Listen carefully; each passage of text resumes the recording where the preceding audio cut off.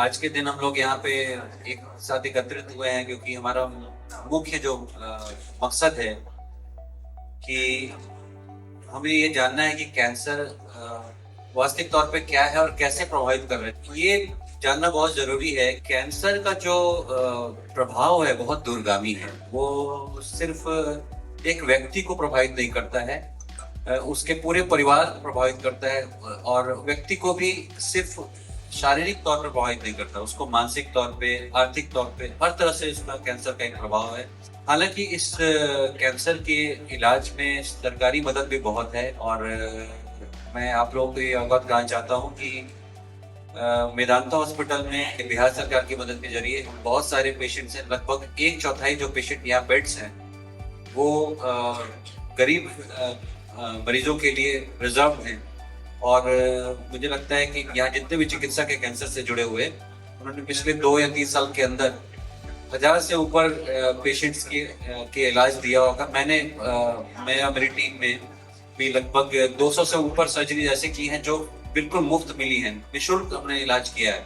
मेरा कहने का मतलब यह है कि इसमें प्राइवेट हॉस्पिटल्स तो अपनी भूमिका अदा कर ही रहे हैं, सरकार का भी बहुत बड़ा योगदान रहा है। तो जानकारी के अभाव में कुछ लोग नहीं पहुंच पाते हैं, तो मेरी आपसे यही दरखास्त है कि आप अपने आसपास के लोगों को भी बताएं कि पैसे की अभाव की वजह से कृपया आप कैंसर के इलाज को बाधित ना होने दें।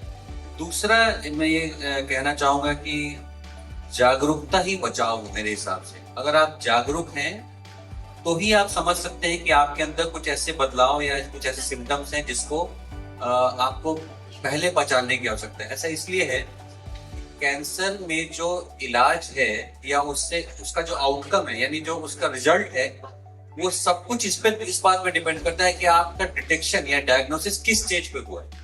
अगर आप स्टेज 1 में यानी एकदम अर्ली कैंसर में आपका डायग्नोसिस हुआ है, यानी जो बीमारी है सिर्फ उसी ऑर्गन या उस अंग तक ही सीमित है जहां पे ट्यूमर का जन्म हुआ है या विकसित जहां हो रहा है, तो ज्यादातर कैंसर्स में मुझे लगता है कि शरीर के अंग के सारे कैंसर लगभग ऐसे हैं कि स्टेज 1 में उनका सर्वाइवल रेट 90 to 95% है। मतलब 5 वर्षों तक 100 में से 95 व्यक्ति स्वस्थ रहेंगे अगर उनके इलाज समय से हो जाता है। यही सर्वाइवल घटकर स्टेज 2 अगर यानी वो कैंसर आसपास के अपने अंगों को प्रभावित करता है तो ये सर्वाइवल रेट घट के 60-70% रह जाता है। अगर वो आसपास के नोड्स को यानी उस जो जिसको हम लोग आम भाषा में गांठ है जिसको कहते हैं, नेक नोड्स, टॉन्सिल्स कहते हैं, अलग अलग नाम से, कौड़ी कहते हैं कुछ गाँव में, तो इस तरह अगर उसको प्रभावित कर ले तो ये सर्वाइवल रेट 50% हो जाता है। यानी 40 से 50% लोग ही अगले 5 वर्षों तक सर्वाइव करेंगे। स्टेज 4 में सर्वाइवल और भी बुरा है। अलग अलग कैंसर्स कुछ ऐसे भी हैं जो ज्यादा खराब हैं।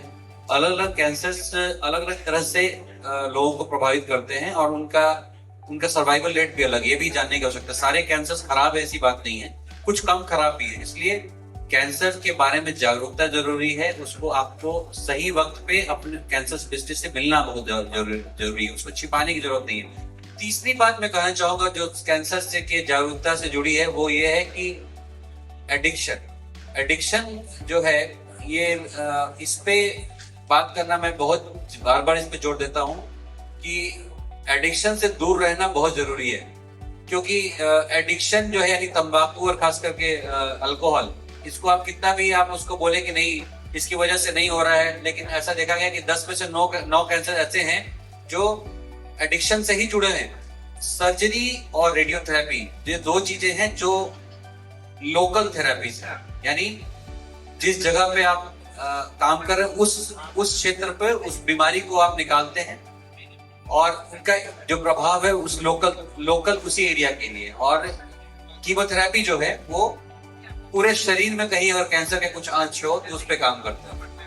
तो सर्जरी जो है उसमें परिवर्तन आया है पहले से अभी तक में। पहले बड़ी सर्जरी करते थे, बड़ा चीरा लगता था। अब क्या है कि कम चीरे में दूरबीन विधि से, जिसको आप लैप्रोस्कोपी कहते हैं, या अब हो सकता है कि हम लोग जल्दी ही एक रोबोटिक सर्जरी भी इस्तेमाल करना शुरू करने वाले हैं यहाँ पे। तो उसमें कम से कम छोटे छिद्र के जरिए ऑपरेशन करते हैं और रिजल्ट्स भी लगभग बहुत हद तक सिमिलर है। तो सर्जरी का जो इवोल्यूशन हुआ है वो इसी तरफ बढ़ रहा है कि कम पेन के साथ, कम चीरा, कम दर्द के साथ और जल्दी आप रिकवर करें।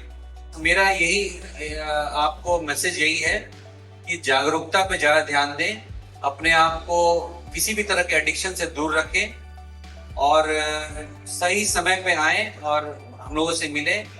आर्थिक कारणों की वजह से किसी व्यक्ति का इलाज नहीं रुकना चाहिए और इसके लिए मुझे लगता है कि सारे डॉक्टर्स और पूरी मेदांता जो हॉस्पिटल है इसके लिए कटिबद्ध है।